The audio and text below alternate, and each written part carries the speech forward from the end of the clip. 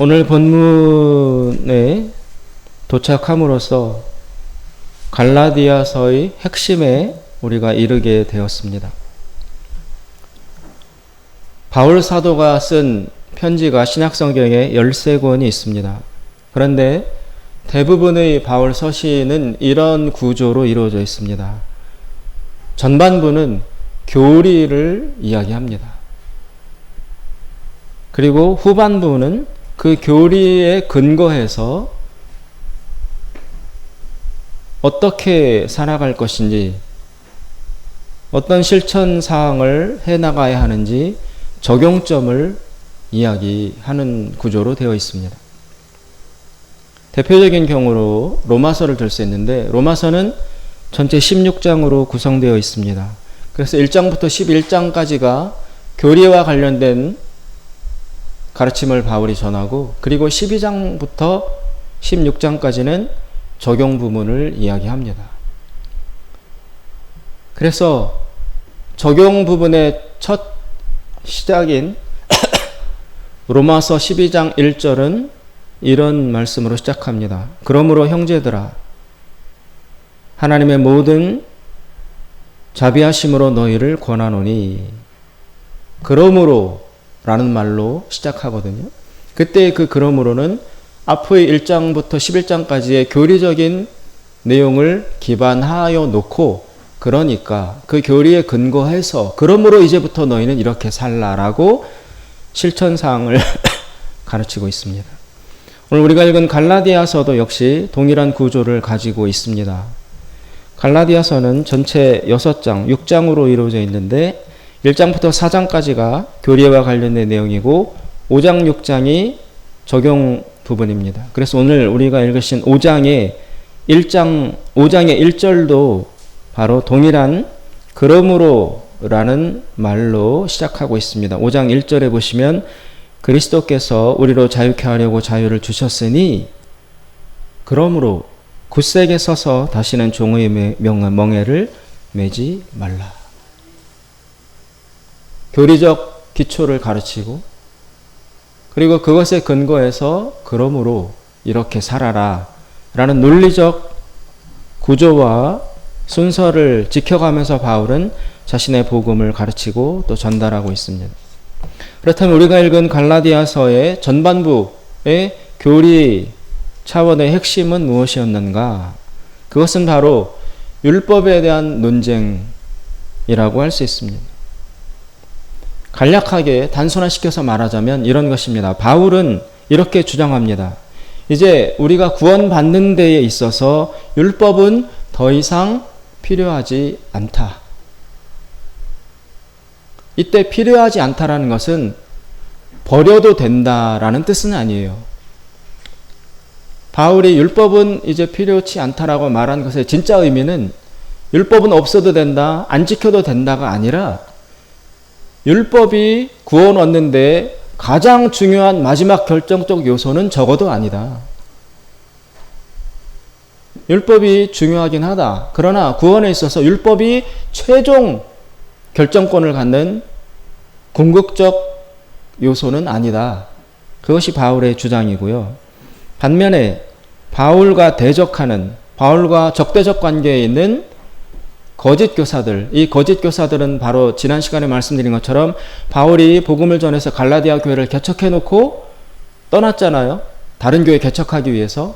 바울이 떠나고 없는 사이에 여기를 몰래 찾아와서 잘못된 가르침을 전달한 사람들을 거짓 교사들이라고 합니다. 이 거짓 교사들이 갈라디아 교회에 전달해준 바울과 반대되는 주장의 핵심은 무엇이냐면 이것입니다. 구원받는 데 있어서 율법은 여전히 필요하다. 이 말을 다시 번역하면 구원 얻는 데 있어서 율법이 가장 중요하다.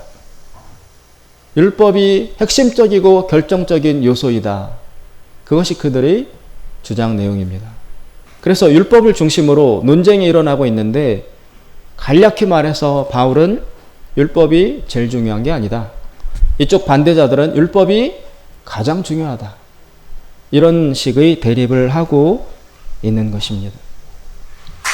이 거짓 교사들이 율법 지키는 것의 그 핵심으로 갈라디아 교인들에게 가르친 주요한 항목은 바로 할례입니다. 할례. 할례 받는 것. 이것을 그 거짓 교사들은 율법의 핵심으로 제시를 해서 갈라디아 교인들에게 또 이방인 중에서 예수를 믿고 구원 얻고자 하는 자들에게 예수님을 받아들이고 믿고 다 좋은데 그러나 할례를 안 받으면 다 무효다.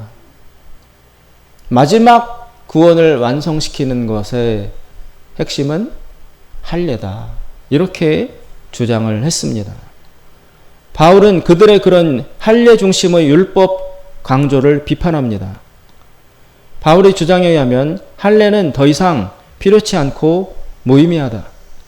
할례 받지 않아도 하나님의 구원을 받는 데에는 하등의 지장이 없다.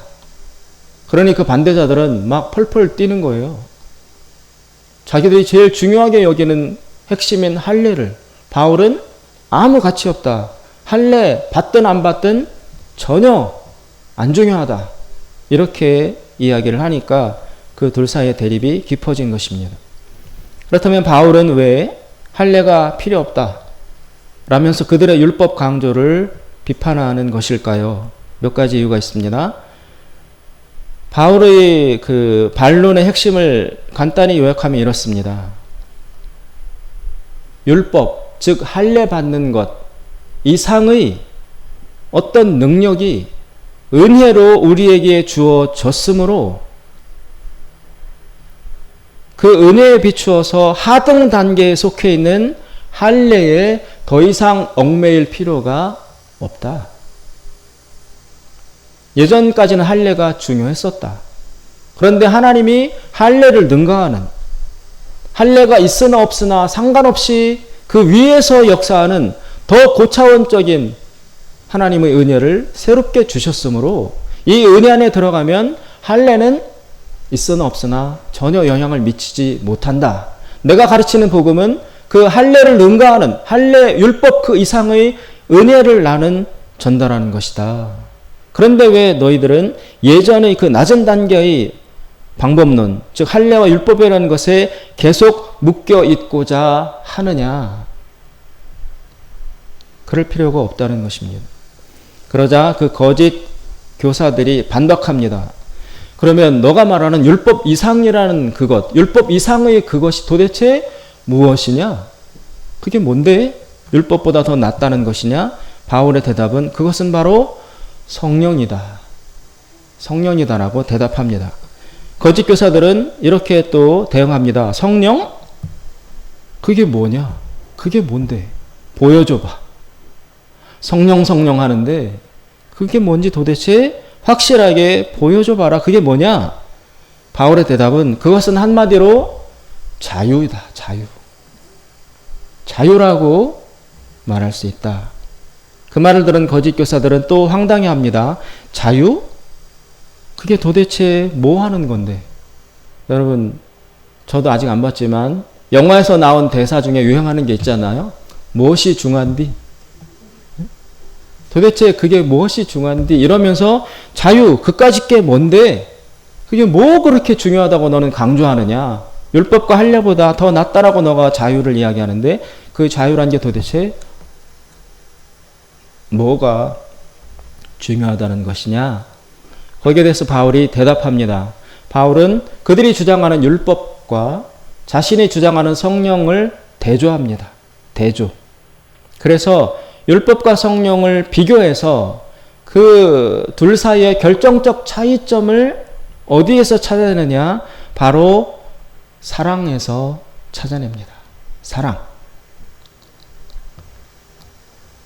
할례를 받아야 참구원을 받는다고 주장하는 자들과 할례 없이 성령으로 구원받는 바울과 같은 사람들이 주장하는 그 두 교리의 결정적 차이는 어디에서 발생하느냐 하면 둘 사이 어느 것이 진리인가를 판단하는 기준은 그들의 삶에 나타나는 사랑으로 확인한다는 것입니다. 그래서 너희들의 율법과 할례를 그토록 자랑하느냐? 할례만을 자랑하지 말고 그 자랑하는 할례에 의지한 결과 나타나는 너희들 속에 사랑을 보여봐라. 나는 내가 주장하는 성령, 그것으로 구원받고 살아가는 자들에게 나타나는 열매인 사랑을 제시해 보겠다. 그래서 둘 사이에 말로만이 아니라 교리의 치밀함, 논리의 확실함 이런 것들로 우리 싸우지 말고 결과로 율법을 의지하는 자들과 성령을 의지하는 자들 사이에 나타나는 결과적으로 드러나는 삶의 열매, 그것을 보고 진짜인지 가짜인지를 우리 판별해 보자. 이것은 예수님의 가르침에 근거에 있는 것입니다. 예수님도 좋은 나무와 못된 나무를 어떻게 구별하느냐? 그것은 나무만 보아서는 알 수가 없다. 열매를 근거로 판단할 수밖에 없는 것이다. 따라서 믿는다, 교회 다닌다, 우리 집안은 3대째다, 4대째다, 5대째다, 우리 집안에 목사, 선교사가 몇 수십 년이다, 모이면 장로가 막 너무 많아서 당회를 해도 된다, 우리 집안 다 모이면 교회 하나를 만들 수 있다, 나는 40일 기도를, 금식 기도를 3번이나 했다, 이렇게 막 그런 거를 자랑하는 사람들 앞에 바울이 다 좋다, 말은 그만하고 그렇게 자랑하는 너희 믿음의 가문에게서 나타나는 사랑의 열매를 한번 보자. 바울은 그렇게 반박하고 대응하고 있는 것입니다. 바울의 할례의 주장자들을 향한 강력한 비판의 근거는 할례를 받아도 그들의 삶에 사랑이 나타나지 않는다는 점에 근거해 있습니다. 그것이 할례가 허구에 불과하다는 가장 큰 이유인 것입니다. 반대로 그렇다면 바울의 성령 구원은 어떠한가? 바울은 성령 받은 자의 삶에는 반드시 사랑이 나타난다라고 주장하고 있습니다. 6절에 보시면 바울이 한마디 더 요약합니다. 5장 6절에 보시면 그리스도 예수 안에서는 할례나 무할례가 효력이 없되 사랑으로서 역사하는 믿음뿐이니라. 적어도 예수님을 믿는다, 나에게 믿음이 있다 라고 말하는 자의 삶에는 반드시 사랑으로 결과가 지어지는 믿음이 있어야 한다는 것입니다. 할례나 무할례 그건 안 중요해. 심지어 성령으로 은혜로 구원받았어도 본인이 원해서 할례를 받겠다고 하면 받아도 돼. 그러나 할례 받으면 무조건 오케이야. 구원은 완성된 거야. 그러면서 삶을 외면하는 자들. 할례 받았어? 나 할례 받았어. 그럼 됐어. 삶을 개떡같이 살던, 불의하게 살던, 악하게 살던 그런 건 안 따지고 할례 받았어? 이것만 가지고 그 사람의 진정성 여부를 확인하는 이 풍토에 대해서 바울은 강하게 비판과 이해를 제기하는 것입니다. 오늘날의 교회에도 모르는 사람끼리 만났어. 서로 이야기하고 인사하다 보니까 다 교회를 다녀. 근데 나는 집사인데 상대방은 장로야. 그럼 왠지 장로님. 그럴 게 아니라는 거죠. 집사, 장로, 목사, 선교사 이거는 교회의 여러 사람이 모이니까 어쩔 수 없이 조직이 필요하기 때문에 하나님이 허락하신 도구에 불과합니다. 따라서 그 직분을 가지고 믿음의 성숙도, 구원 여부를 판가름하는 기준은 될 수 없는 것입니다. 그런데 이 옛날의 이 초대교회, 갈라디아 교회 잘못 들어온 교사들이 가르친 것처럼 그 사람의 삶은 확인을 안 하고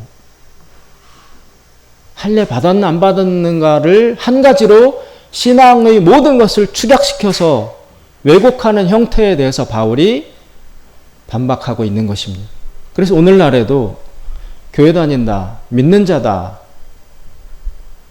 이런 사람들의 진정성 여부를 무엇을 가지고 확인해야 되느냐? 그들의 삶을 가지고 확인이 되어야 합니다.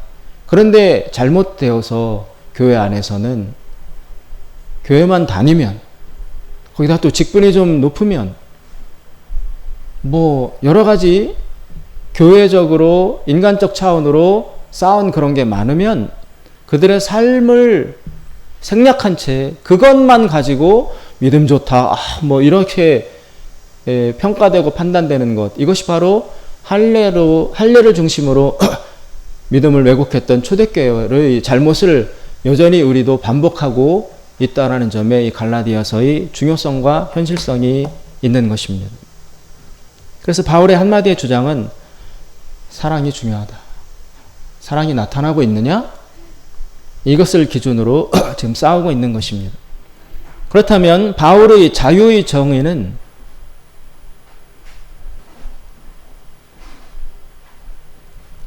어떻게 시작이 된 것인가? 그것을 살펴볼 필요가 있습니다. 자유, 이것은 무엇하는 자유인가? 도대체 왜 자유가 지금 중요하다는 것인가? 이런 반문을 하며 이것까지 우리가 들어가 봐야 됩니다. 지금 1장 1절에 보시면 바울이 이렇게 선언합니다. 그리스도께서 우리로 자유케 하려고 자유를 주셨으니 그러므로 굳세게 서서 다시는 종의 멍에를 매지 말라. 이 얘기는 옛날에는, 이전에는 종의 멍에를 메고 살았다라는 거죠. 그렇죠? 그런데 예수 그리스도가 오셔서 이루신 십자가 역사로 말미암아 그 죄의 멍에에서 벗어나서 이제는 자유의 삶을 살게 되었다라는 뜻이 전제되어 있습니다. 그렇다면 우리가 묶여 있었던 종의 그 멍에는 도대체 무엇이고 새롭게 얻게 된 자유는 구체적으로 무엇인가? 우리는 자유라고 생각하면 흔히 어느 것에도 얽매이지 않는 그런 프리함을 생각합니다. 마음대로 할 수 있는 것, 얽매이지 않는 것, 묶이지 않고 내 원하는 대로 하는 아주 걸릴 것이 없는 그런 상태를 자유라고 생각을 합니다. 그런데 바울이 말하는 오늘 본문에서의 자유는 그런 것이 아닙니다. 바울이 말하는 자유는 사랑할 줄 아는 자유예요. 사랑할 줄 아는 자유. 여기에 바울의 인간론과 성경에 근거한 죄론이 나타납니다. 바울이 볼 때, 성경이 볼 때 인간에게는 자유가 없었습니다. 자유가 없었어요. 그러면 무슨 자유가 없었는가? 지금 사람들 다 자유롭게 돌아다니고 민주공화국에서 언론의 자유, 모임의 자유, 출판의 자유, 정치 의견을 표현할 자유 다 있잖아요. 인신을 구속할 수 없고 인권을 보호받는 민주사회입니다. 그러면 거의 웬만한 자유는 우리가 다 있다고 생각할 수밖에 없습니다. 그런데 왜 성경은 너희들은 자유가 없는 존재들이었다. 그리고 인간 자체가 자유가 없는 존재들이다라고 왜 그렇게 이야기를 하는가? 여기서 성경이 말하는 자유, 그리고 종이라는 것은 좀 전에 말씀드린 것처럼 사랑할 줄 아는 자유, 그것과 깊이 관련이 되어 있습니다. 인간은 근본적으로 이기적인 존재입니다. 그리고 욕망과 욕심을 극복하는 것이 불가능한 존재들입니다. 자기애가 철저합니다. 그래서 그것을 본능이라든지 사람으로서 당연히 그럴 수밖에 없다라고 인정해 주는 그 단계를 넘어서서 그것을 넘어서서까지 자신을 버리고 자신을 희생시키며 그러면서 사랑할 줄 아는 그 영역으로 들어가지 못하는 상태를 일컬어서 바울은 종노릇하는 상태다라고 표현을 하고 있는 것입니다. 그리고 이것을 일컬어 성경은 인간이 죄인이다라고 말하는 것의 핵심이 이것입니다. 하나님은 인간을 창조하실 때 애초에 서로 돕고 용서하고 아끼고 귀중히 여기며 자신을 초월해서 남을 존귀히 여길 줄 아는 그런 삶을 살라고 인간을 창조하셨어요. 그런데 인간들이 타락을 해서 거기에서 벗어났습니다. 사랑할 줄 몰라요. 머리로는 아는데 삶으로는 안 해요.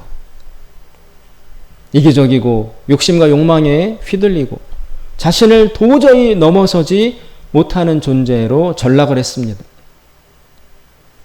그런 상태는 하나님이 보실 때 자유의 상태가 아니라는 거예요. 본인은 자유롭지, 하고 싶은 거 다 하고, 하고 싶은 말 다 하고, 먹고 싶은 거 다 먹고, 가고 싶은 데 다 가고, 그래서 누가 물으면 내 돈 갖고 내가 하는데 네가 무슨 상관이야? 내 시간 갖고 내가 쓰는데 네가 무슨 참견이야? 그러면서 그것이 자유하다라고 생각하고 있는데 성경이 볼 때, 하나님이 볼 때 그것은 완전한 착각이라는 겁니다. 이 사람은 자유롭다고 생각하지만 철저히 자기 자신이라는 것에 종노릇하고 있는 중이에요. 그죠? 자기 욕망과 자기 이기심 그 안에서는 무한정 자유로운데, 그런데 옆에서 들여다보면 아, 저게 참 바람직한 삶인가? 인간다운 삶인가? 보람있고 의미있는 삶이라고 할 수 있는가? 일평생 자기 욕심에만 붙들려서 자기만 챙기고 자기만 아끼면서 다른 사람들과 전혀 소통도 못하고 아껴주지도 못하고 관계도 못하는 철저히 자기에만 얽매여 있는 이런 일평생 이기적인 삶을 사는 것이 인간의 본질로 볼 때 저게 자유로운 건가? 오히려 자신의 자아와 욕망에 완전히 묶여있는 편협한 삶이라는 것이죠. 그렇게 사는 삶을 하나님은 불쌍히 보십니다. 인간이 저렇게 사는 게 아닌데 저렇게 살아서 일평생 무슨 의미와 보람을 느끼지? 하나님이 보실 때 안타까운 겁니다. 그래서 그것을 깨뜨려 주는 것, 자아에서 벗어나서 다른 사람을 섬기고 기쁘게 사랑하고 이렇게 넓게 아름답게 사는 삶을 하나님은 자유로운 삶이라고 보신 겁니다. 그런데 인간 스스로는 자신의 힘으로는 그 이기심에서 벗어날 수 없기 때문에 하나님의 아들인 예수 그리스도가 오셔서 인간을 위해서 죽으신 것입니다. 그래서 그 예수님의 죽음, 그것을 직면한 사람들마다 근본적으로 영혼이 흔들리게 되는 것입니다. 왜 하나님의 아들이 이 땅에 내려왔지? 왜 그 하나님의 아들 예수는 이 땅에 와서 죽었지? 왜 그 예수는 나를 위해서 죽었다고 성경은 말하고 있는 것이지? 내가 뭐라고? 나와 무슨 상관이 있다고? 이런 영혼에 흔들리는 고민을 예수님의 십자가 앞에서 하게 됩니다. 복음을 듣게 되면, 전도를 받게 되면. 그러면서 이 영혼이 흔들리고 재편성이 됩니다. 그러면서 깨달음이 일어납니다. 나는 내가 생각하고 아는 것처럼 그렇게 좋은 사람이 아니구나. 응? 나라는 인간에게는 대단히 심각한 문제가 있구나. 그것을 알게 되는 거예요. 누가 뭐라고 해서가 아니에요. 삶은 여전해요. 잘 살고 잘 먹고 건강하고 평안해. 그런데 예수 그리스도의 십자가의 사건을 듣고 그 앞에 서 보니까 왜 죽었지? 왜 오셨지? 왜 나를 위해서 죽는다고 하시지? 이런 질문과 고민들을 반복하고 시간이 지나면서 자기 속으로부터 나에게는 참 깊은 문제가 있다. 나는 결코 남들이 보는 것처럼 또 내가 나 자신 스스로에게 생각해 왔던 것처럼 그렇게 좋은 사람이 절대로 아니다. 라는 것을 깨닫게 되는 것입니다. 이것을 느끼게 되면 사람이 달라집니다. 더 이상 이기심으로 살려고 하지 않습니다. 욕심에 대해서 거리를 띄우기 시작합니다. 그러면서 나도 사랑으로 살아야 하겠다는 생각과 부담감과 소망과 열심히 나 참 선한 사람이 되고 싶다. 착하게 살고 싶다. 아름다운 사람과 삶을 살고 싶다라는 그런 새로운 욕망과 욕구가 내 속에서 솟아오르게 된다는 것입니다. 깨끗하게 살고 싶다. 착하게 살고 싶다. 그 생각이 속에서 올라옵니다. 그러면서 삶이 달라집니다. 용서하기 시작하고, 감사하기 시작하고, 베풀기 시작하고, 희생하기 시작합니다. 나누어주고, 베풀고, 돕고, 일으키고, 위로하고, 축복하고, 이런 것을 자발적으로 하는 사람으로 변화되기 시작합니다. 이것이 바로 그리스도 안에서의 구원받는 자 속에 들어가서 성령이 역사하는 결과입니다. 바울이 지금 그 거짓 교사들에게 이야기하는 것이 너희들이 주장하는 율법과 할례를 통해서 사람을 이런 식으로 변화시키는 열매가 나타나고 있느냐? 그것이 없다면 너희들이 전하는 복음은 허구이고 가짜이다. 할례 아니라 할례 할아버지를 들고 와서 이야기를 해도 거짓말이다. 라고 강변하고 있습니다.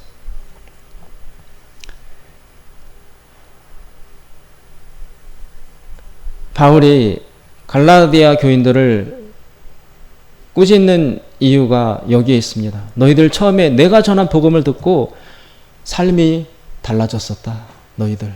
그렇게 악하게 이기적으로 욕망만 추구하며 따라가며 살던 너희들이 내가 전한 복음을 듣고 처음 예수님을 영접하고 믿기 시작했을 때는 사람들이 달라지기 시작했었다.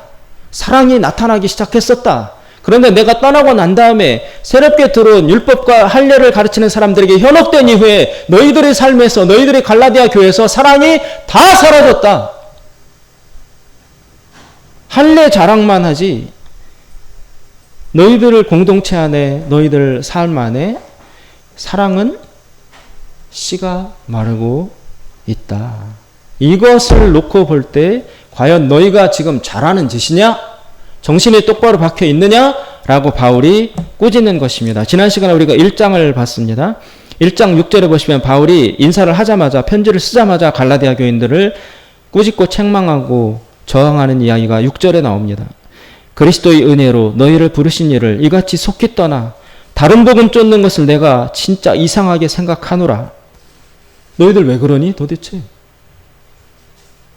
처음엔 진리를 들었다가 무슨 잘못된 가르침을 받았기에 이토록 옛날의 삶으로 종의 멍에를 지는 그 이기적인 삶으로 돌아가는 것이냐. 바울이 거기에 문제의식을 느껴서 이 강경한 갈라디아서라는 편지를 보내고 있는 것입니다. 그래서 이것들을 근거로 하여 바울이 적용점을, 실천할 내용을 오늘 5장에서 전하고 있는 것입니다. 16절에 보시면 내가 이르노니 너희는 성령을 쫓아 행하라. 그리하면 육체의 욕심을 이루지 아니하리라. 성령을 따라 행하라고 해요. 또 25절에 보면 만일 우리가 성령으로 살면 또한 성령으로 행할지니, 그래서 성령을 따라 행하라, 성령을 따라 살아라고 바울이 가르칩니다. 그런데 여러분, 이 성령을 쫓아 행하라라는 이 말씀을 우리가 이해하기가 대단히 어려워요. 도대체 성령을 따라 살아라라는 게 구체적으로 어떻게 하라는 거예요? 저는 예수님 믿고 목사가 되어 설교까지 하지만 상당히 긴 시간을 이 성령을 따라 행하라라는 말이 무엇을 뜻하는지 알지 못해서 괴로워했었습니다. 나도 성령 따라 살고 싶어. 근데 어떻게 하는 게 성령을 따라 사는 거냐고 가르쳐 달라고. 그런데 명료한 가르침을 못 받았어요.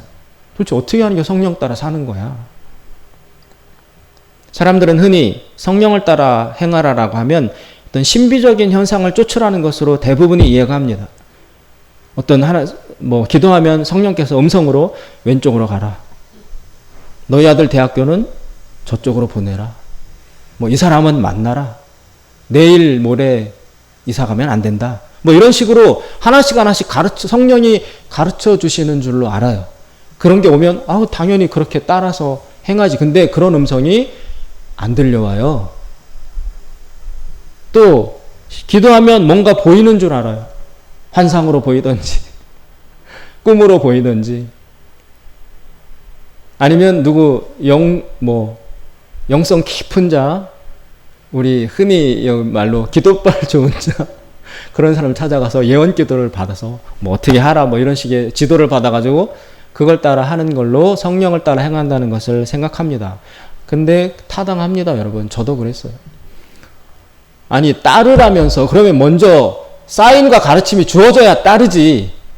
주어지는 가르침도 없는데 내가 어떻게 따라가냐고. 그러니 그런 식의 나에게 가르침이나 방향성이 주어지는 것을 기대하는 것이 당연합니다. 당연합니다. 뭘 봐야지 따라가지. 그런데 성령을 따라 행하라는 삶은, 그리고 성령과 관련된 상당수의 열매와 사역은 신비적 현상, 초자연적인 일어나는 것과 상관이 없습니다. 여러분, 기독교 신앙 안에서 신비적 현상, 초자연적인 역사가 반드시 있습니다. 없다고 하지 않습니다. 부정하지 않습니다. 그러나 그것은 이 전체 기독교라는 이런 큰 틀에서 보면 극히 일부에 해당하는 경험입니다. 그리고 아주 단순히 말하면 예외적 현상에 속한다고 보는 것이 거의 타당합니다. 있습니다. 일어납니다. 기적도 일어나고 귀신도 떠나가고 음성도 들려오고 뭐 환상도 보고 다 합니다. 그런데 그것이 누구나에게 다 당연히 일어나는 일은 적어도 아니라는 거예요. 왜냐하면 환상을 보고 음성을 듣고 병이 치유되고 이것은 인간의 차원에서 어떤 방법론을 행한다고 해서 자동적으로 일어나는 그런 물리적 결과가 아니에요. 인간의 행동과 상관없이 철저히 하나님의 주권으로 주실 자에게 주시는 거예요. 그래서 이거를 어떻게 하나님으로부터 나 환상을 봐야 되겠습니다. 내가 방법론을 쓰고 때를 쓴다고 해서 내가 환상을 보는 것을 이루어낼 수 있는 길과 방법론은 인간에게는 없어요. 그냥 하나님이 하나님의 주권대로 임의로 주시는 거예요. 그래서 일어나긴 분명히 일어나지만 우리들 차원에서 보고 듣고 뭐 이런 것들을 확보할 수 있는 방법론은 적어도 우리에게 없습니다. 그래서 믿고 기대하기는 하지만 그런 것에 근거해서 우리의 신앙을 세워나가면 안 됩니다. 그렇다면 도대체 성령이 초자연적이고 신비적인 현상, 음성을 듣거나 보거나 이런 것도 주어지는 것이 적어도 아니라고 전제해야 된다면 성령을 따라 행한다고 할 때 성령은 우리를 어떻게, 어떤 방법으로 인도해 주시는가, 그거를 알아야 성령을 따라갈 수 있지 않겠습니까? 그때 바울이 말하는 성령을 따라 행하라라는 이 말씀은 바로 그리스도 예수 앞에, 십자가 앞에 다시 서는 것을 뜻합니다. 내가 복잡하게 바쁘게 막 살았어요. 그런데 길이 엉켜 있어. 어떤 길을 택해야 될지 모르겠고 내 삶이 엉망이 되어서 하나님 앞에 나왔어요. 그래서 길을 찾고 싶어요. 성령을 따라 행하고 싶어요. 하나님 길을 보여주시고 가르쳐 주세요. 하나님 근데 음성을 들려주시지 않아요. 보여주시지 않아요. 그때 우리는 그럼 성령의 인도하심을 어떻게 확인해야 되느냐? 예수님, 그리스도 예수님과 십자가 앞에 우리 영혼이 다시 서는 그 일이 일어나야 됩니다. 그러면 우리가 잊어버렸던, 잃고 있었던 우리 그리스도인의 본질과 본분을 다시 떠오르고 붙잡게 되는 것입니다. 예수님, 하나님의 아들이 와서 죽으셨어요. 십자가에서 죽으셨어요. 나를 위해서 죽으셨어요. 그 사건 앞에 다시 서볼 때, 그러면 왜? 그 질문을 깊이 하다가 보면, 내가 자유를 잃었구나. 사랑을 잃고 있었구나. 내 욕심과 욕망과 내 생각에 어느새 또 다시 거기에 휘둘리고 종이 되어서 내 생각대로, 내 욕심대로, 내 정욕대로, 내 이기심대로 살아왔구나. 그런데 예수님은 한치의 이기심도 없이 100% 자신을 드리고 바쳐서 나를 위해서 죽으셨어요. 그 삶의 아름다움, 그 예수님의 그 죽음에서 나타난 나를 향한 사랑, 그것을 다시 깨닫고 다시 그것에 대해서 감격을 되찾고 그러면서 나의 오염되어 있던 영혼들이 흙탕물이 빠져나가듯이 욕심과 욕망과 이기심이 서서히 빠져나가면서 예수님 앞에 처음의 그 영혼으로 서게 되는 것입니다. 그러면 입에서 회개가 나옵니다. 하나님, 잘못했습니다. 내가 내 욕심대로 쫓아가다가 길을 잃었습니다. 다시 시작하겠습니다. 그러면서 깨끗한 마음, 순결한 마음, 사랑하며 살고 싶다는 그 원초적인 처음 마음이 회복이 되는 것입니다. 그러면서 길이 보이는 거예요. 아, 그 사람한테는 가서 내가 용서를 구하고 그 사람하고 얽혀있던 것들은 가서 내가 사죄하고 풀고 뭐 이렇게 실타래처럼 얽혀있던 것들을 어떻게 해나가야 될지가 내 속에 보여지기 시작합니다. 오직 사랑의 근거에서 예수님 앞에서 우리가 사랑으로 살아가야 될 존재들이라는 것을 깨닫는 그 깨달음이 있어야만 어떻게 해야 될지가 그때서야 보이는 거예요. 그래서 너희를 성령을 따라 행하라 라고 바울이 가르치는 이 말씀은 초자연적인 것을 의지해서 추구해서 결정해라가 아니라 예수님 앞에 다시 서라. 십자가 앞에 다시 서라. 너에게 지금 사랑이 있느냐? 너 무언가 완전히 잘못 생각하고 있는 것 아니야? 이기심, 욕망, 욕심, 너라는 것에 꽉 붙들려서 옛날에 종살이로 돌아간 거 아니야? 자유를 잃은 것 아니야? 그리스도 예수 안에 있는 자들은 자유하다. 뭐로부터 자유하냐? 나로부터 자유한 거예요. 내 욕망과 내 이기심부터 자유해서 다른 사람들에게 충분히 베풀고 사랑할 수 있는 이 아름다운 자유의 상태에 들어가는 것이 그리스도인의 삶인데 너는 지금 그 단계냐? 그 상태를 유지하고 있느냐? 그렇지 못하니까 길이 안 보이는 거야. 다시 그 상태로 돌아가라. 그러면 길이 보여질 것이다. 그게 바로 성령의 인도하심을 발견하는 길이고 성령의 인도하심을 따라가는 길입니다. 지금 갈라디아 교인들은 그것에서 벗어나 있어요. 예수님에게서 벗어나 있어요. 예수님은 십자가 은혜를 잃고 있어요. 그래서 이 문제가 발생한 것입니다. 사랑하는 여러분, 성령에 대해서 갈라디아서에서 가르치는 바울의 성령을 따라 행하라는 이 삶에 대해서, 이 가르침에 대해서 자꾸 초자연적이고 신비적인 것들을 하고자 하는 그런 마음의 그 움직임을 중단하십시오. 그리고 십자가 앞에 나가십시오. 예수님 앞에 다시 서십시오. 그래서 깨끗한 마음, 순결한 마음을 회복하는 것, 그것이 바로 성령의 음성을 듣는 길이고 성령을 따라 살아가기 시작하는 구체적인 방법론입니다. 이 자유 위에 서서 아름다운 삶을 이끌어 가신 여러분 되시길 주님의 이름으로 축원드립니다. 기도하겠습니다. 자비에 보신 하나님 아버지, 너희는 성령을 쫓아 행하라고 하셨습니다. 주님, 이 성령님에 대해서 저희가 오해하지 않도록 붙잡아 주시고, 주여, 오직 그리스도 예수 그 십자가와 그 사랑에서만이 성령의 음성이 흘러나온다는 사실을 명심하여서 헛된 것을 추구하여 방황하고 헛걸음하는 우리가 되지 아니할 수 있도록 주님 붙잡아 주시옵소서. 예수님의 이름으로 기도드리옵나이다. 아멘.